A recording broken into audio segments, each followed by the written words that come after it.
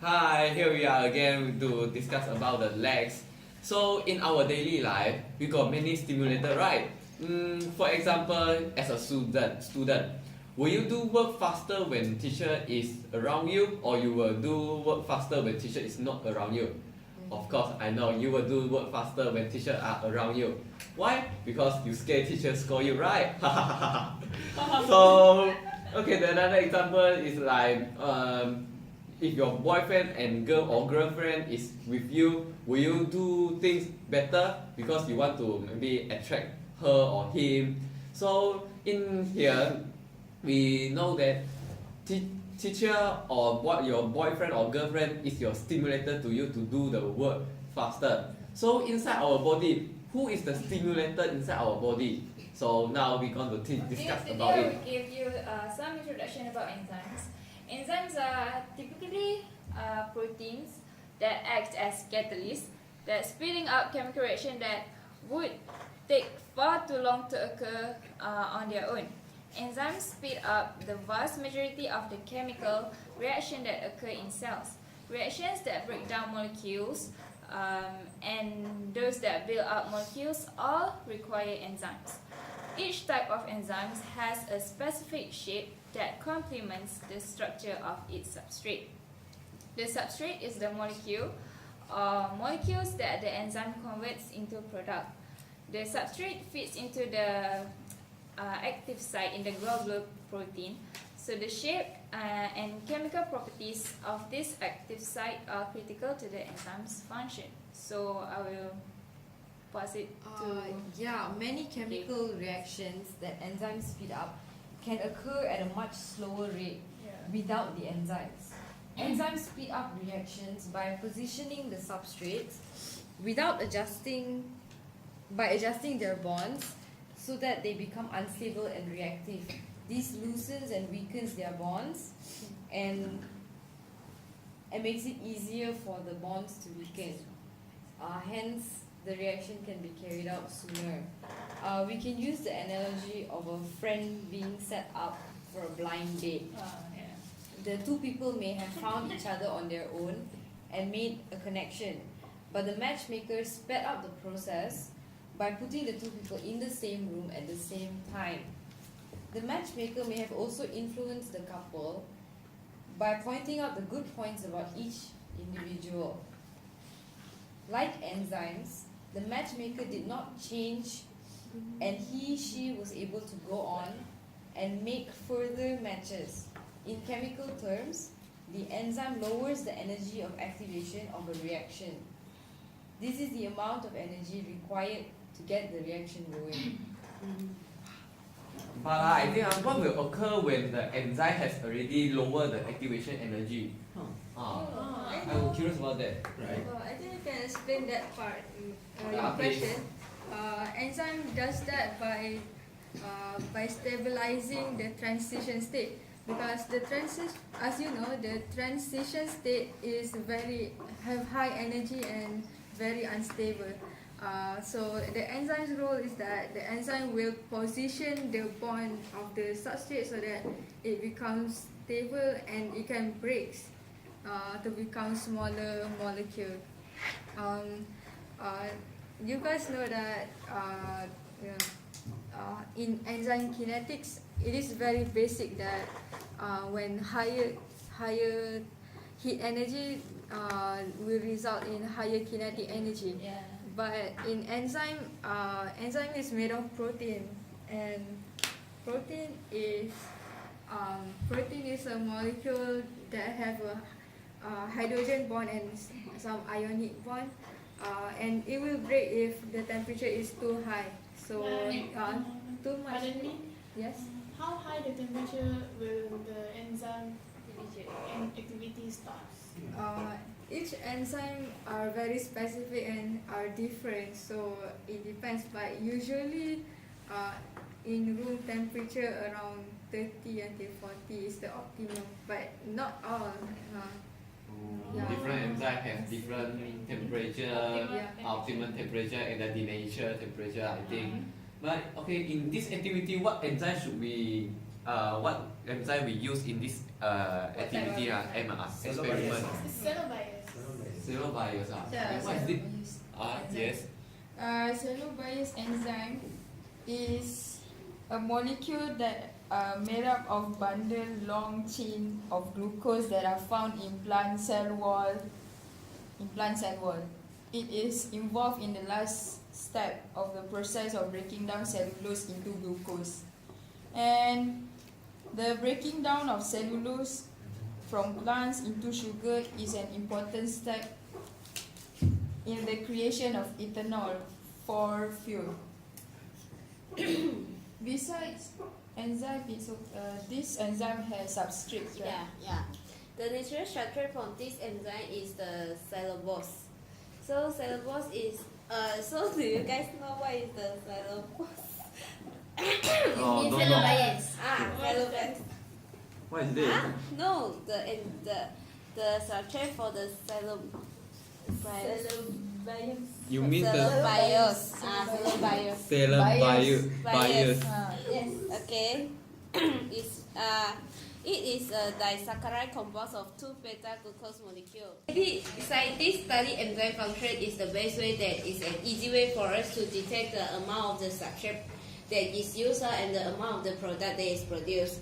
So solution of the cellulose and the glucose are clear. So there are not many simple, inexpensive, fast method to detect this molecule quantitatively. Oh. Does this substrate being used in our experiment? No. What substrate? So to make this reaction easy to follow, an artificial substrate, p-nitrophenol glucopyranoside, will be used.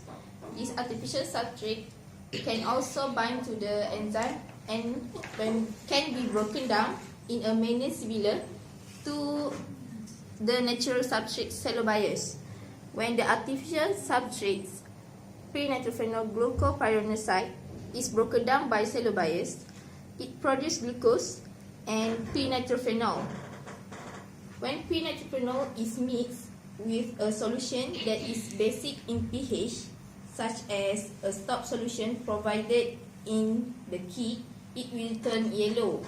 The amount of yellow color of p-nitrophenol yellow color is proportional to the amount of p-nitrophenol present, and for every molecule of p-nitrophenol present, one molecule of p-nitrophenol glucopyranoside is broken apart. For the cellulose reaction being run, after the advantage of using basic solution to develop the color of p-nitrophenol is that the basic pH will also denature the enzyme and stop the reaction. Alright guys, do you know about how to measuring the amount of product produced in our experiments that the enzymes we use is cellulose? Yeah. So how do we measure the amount of product produced? So since the product p-nitrophenol of the artificial substrate reactions turns yellow, we have done this experiment, right? Yeah. So once base is added, we can tell how much product is being produced. The deeper the color, the higher the amount of product made. One simple method of estimating how much product is formed is to compare the yellowness of enzyme reaction samples to a set of known standards. That's we prepared as S1, S2, S3, S4, and S7, right? Yeah. Oh, so we are going to use the qualitative analysis. Yeah. Oh, I see. So which contain a known amount of color product. We can estimate actually which tube in the set of standards most closely matches to the standards that we have ready before, right? So the spectrophotometer measures the amount of light that is absorbed by the sample. So we measure first the S1, the standards, using our spectrophotometer, and then after we done our experiments, the product is produced. So we just insert back into the spectrophotometer and compare to the standards one, right? Oh. Okay. I see. So Okay, I would like to talk about how we're going to measure the rate of cell bias activity. Do you know how? No. It's actually very easy. We just have to measure the rate of reaction by adding the enzyme to the artificial substrate that we prepared. what is it called again? P-nitrophenyl glucanopinoside. I'm sorry, p-nitrophenyl glucopyranoside. Oh, the name so complicated. Glucopyranoside. Yeah, glucopyranoside. And who knows it's going to be broken down to what? Glucose and nitrophenol. Yeah. Oh, so clever you are. The cellular bias. The cellular bias will break apart to. No, that's the artificial substrate. This is the artificial substrate. If it's cellular bias, then it will break down to cellulose. I think it's two glucose. Two glucose. Sorry. Okay, let me continue. And the enzyme and substrate, they dissolve in a buffer, which is at an ideal pH of 5. Okay? Yeah. The pH is 5, and it will be added to a high pH stock solution, which will help the development of the color product p-nitrophenol. And because we're going to manipulate the time to see whether the time given how much the rate of enzyme is constant or whether it slows down towards the end of the amount of substrate. And that's all. But how do we determine the rate of reaction in the presence of an enzyme? Okay, let me explain Okay. about this. Okay. In this activity, we will compare the rate of breakdown of p-nitrophenol glucopyranoside into glucose and p-nitrophenol in the presence and absence of cellular bias. Enzymes are molecules that increase the rate of reaction but are not used in this reaction. So, enzymes are molecules that increase the rate of reaction. Because all the enzyme can keep processing the substrate over and over again, very few molecules of enzyme are needed relative to the number of molecules of substrate.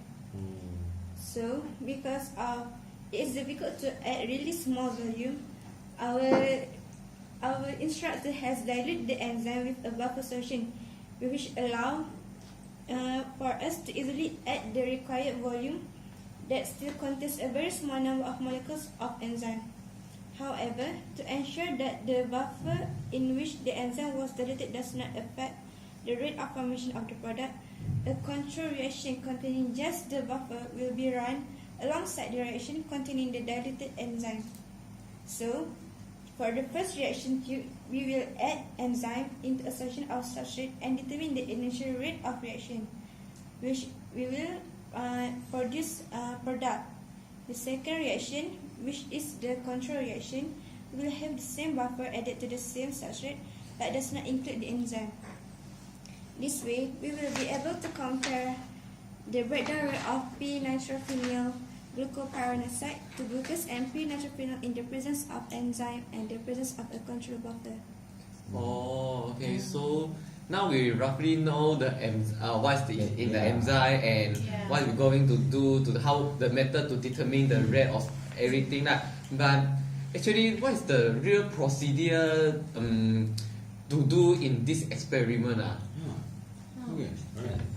First and foremost, our procedure for this experiment is actually we must set up 5 standards: S1, S2, S3, S4, and S5, as I mentioned before.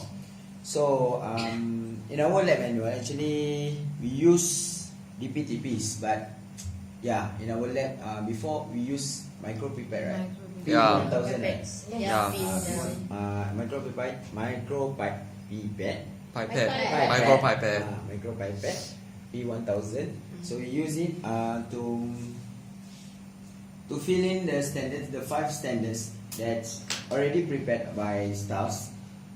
So we just shrink it up and put it in a different cuvette that have been labeled before our put the thing lah.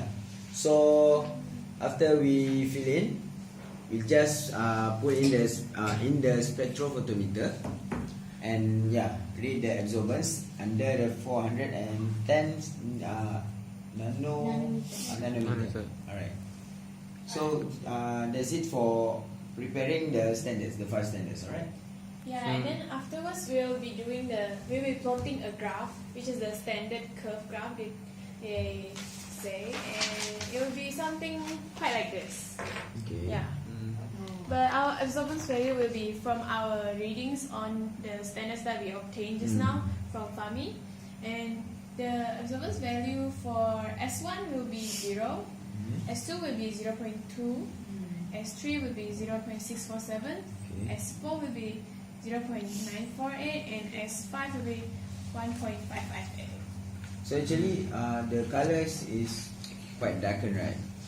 Yeah, it gradually More deep. goes Oh, okay. more yellow. Alright. Then after that, what should we do? Oh, okay. So then to start the experiment, first we need to have 7 cuvettes labeled start, end, E1, E2, E3, E4, and E5. And in that 7 cuvettes, we have to add 500 microliter of stop solution. Okay, next, we have to use the micropipette to pipette 500 microliter of buffer into a conical tube label control. Then we gently mix it. After this, we remove 500 microliter of the solution and add it to the cuvette labeled start. Next, we pipette 1 milliliter of enzyme into the 15 milliliter conical tube labeled enzyme reaction.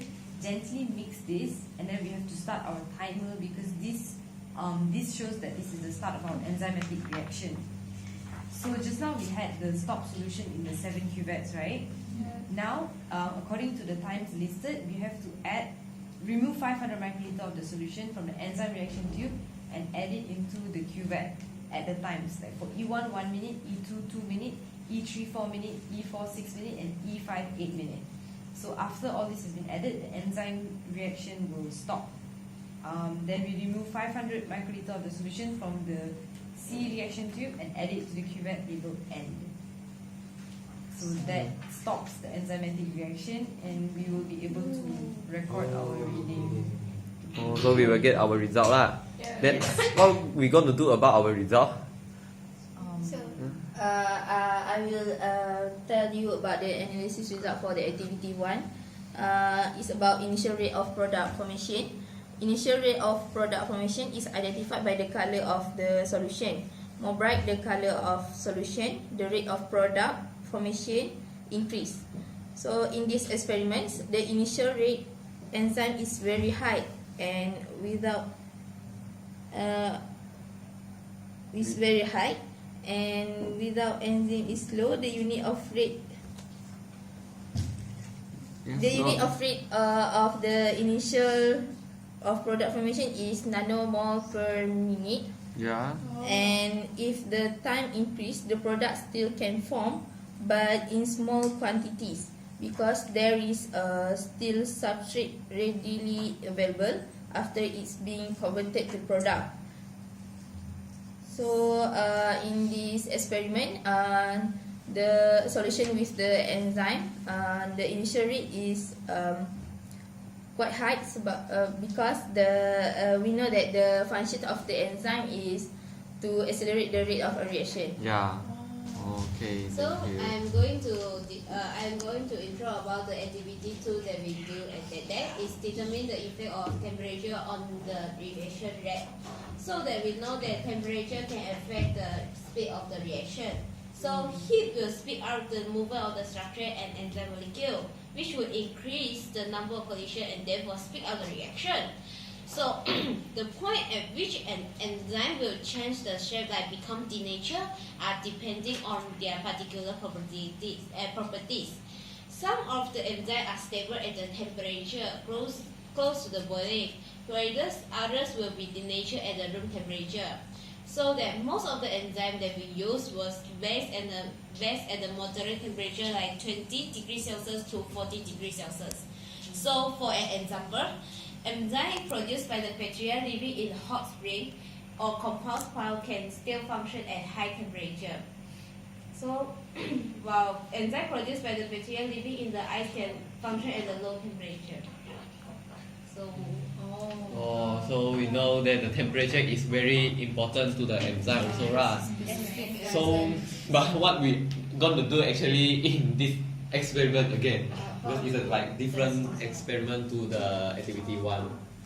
For experiment 2, first of all, we will have to, before we start the experiment, just like what previously Naomi and Fahmi had told about the procedures of setting up standard solutions and measuring the absorbance and concentration. Activity 2 as well have to do that before starting the experiment. After all that is done, the first step is that we have to label 3 cuvettes, one as 0 degrees Celsius, and the second one 37 degrees Celsius, and the third one 60 degrees Celsius at the upper part of the cuvette. Then we will use micropipette P1000 to pipette 500 microliter of stock solution into each of the 3 cuvettes.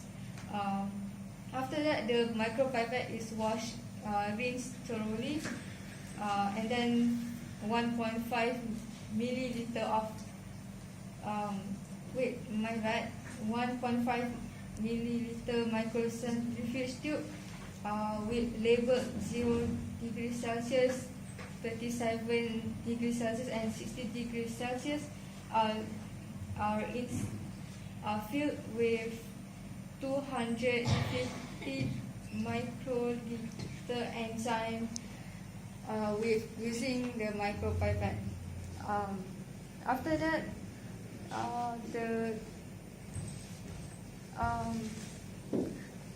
What is the next? The next step is that 1.5 millimole substrate is pipette 500 microliter into the centrifuge, another centrifuge tube. Then what's the next? So I will continue the steps. The next step is after each microcentrifuge has been pipette with 500 microliter of 1.5 mm substrate, you have to place the microcentrifuge label 0 degree enzyme and 0 degree of substrate into the ice cube. Then place the microcentrifuge label 37 degree enzyme, 37 degree substrate, 60 degree enzyme and 60 degree substrate into the incubator to allow the tubes to equilibrate to their respective temperature for at least 5 minutes. And then prepare your stopwatch, and then by using a clean micropipette, pipette 250 microliter of enzyme from the tube level 0 degree enzyme into the tube level 0 degree substrate, and then place the tube containing the substrate, the mixture, back into the ice. And then by using the same micropipette, combine the enzyme, the 37 degree enzymes into the 37 degree substrate solution, and 60 degree enzyme into the 60 degree substrate, and then place it back into the incubator, and then start your stopwatch. After that, after 2 minutes, use a clean micropipette for each temperature reaction to transfer 500 microliter of the reaction to the appropriately labeled cuvette containing stop solution, and then allow all solutions in the cuvette to reach room temperature for approximately 5 minutes. And then after all of your sample have been analyzed, wash all of your apparatus and materials. Okay. So after all the procedure, so we have to put. I think we have to put back the things to the absorbent to get the reading right. Then what we going to do about the reading again? Like, is it same like activity 1 or different? No, because it's not really. It's just different a bit because we are focusing on temperatures. Okay, for the first result, we will determination of P natural phenol produced at 3 different temperatures based on P natural phenol standards.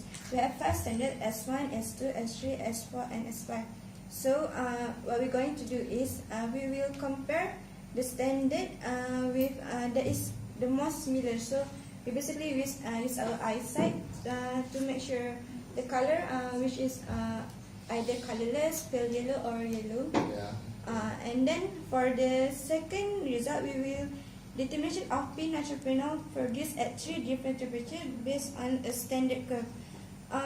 For this, previously on our activity 1, we have already plot the graph. So basically, we use the result to get the amount of P natural phenol produced. Because we have 3 temperatures: 0 degrees Celsius, 37 degrees Celsius, and 60 degrees Celsius. So basically, we will get the result vary because at certain temperature there will be enzyme denature because different enzyme have different temperature. Yeah. So is it the result if according to what discussed just now, because the temperature will affect the enzyme, right? So it's at 0 degrees Celsius the enzyme were like in very freeze, they didn't move much, so the rate of reaction should be low, right? Yes. Is it same to the result you get? Yeah, because the result is low, the lowest. The lowest, yeah. So I think, yeah, because of its phase, the kinetic energy inside the enzyme and the molecule is less, so their reaction also less because like what we discussed just now, the enzyme have to combine with the substrate to do the reaction, right? So the 0 degrees Celsius actually is freeze, just freeze, not denatured, right? Freeze, not actually freeze, just move slow maybe. But there is some enzymes that they do work in lower temperatures. Yeah, just the movement is very slow, so the rate of reaction also very slow. So like our friend say just now, at the optimal temperature is 37 degrees Celsius, right? Yes. So I think at that temperature the kinetic energy gained by the enzyme is quite high and they're very like aggressive, moving very fast. So they collide, the number of collision and the frequency of number of effective collision is very high. So it makes the reaction is the highest. Is it the reaction is the highest? The reading. The reading is the same because our experiment success. So then we just left the 60 degrees Celsius. So you say just now the enzyme will denature, right? For 60 degrees Celsius. So I think the reaction, the rate of reaction will decrease because the enzyme is denatured already. They cannot fix with the substrate. So the rate of reaction should be decreased, right? Yes. So our experiment quite successful, I think. Just want to ask. Is there any enzymes that work above the optimum temperature? Yeah, we because actually not all got the some enzyme is enzyme. denatured. Some of the enzyme already denatured, but some is not. So we still get our data when it's is in 60 degrees Celsius. So in conclusion, for activity 2, our group managed to know that 37 degrees Celsius is the optimal temperature, where the enzyme works best at this temperature. However, the 60 degrees Celsius, which is over the optimal temperature, the enzyme is denatured, right? Yeah, denatured. Some of the enzyme. Okay. And the rate of reaction is very low. Lower than those enzymes in the 37 degrees Celsius. So I think this is for our discussion today. I think it's quite enough and everyone got learn something, right? Okay, so Thank you. say bye. Bye. Bye.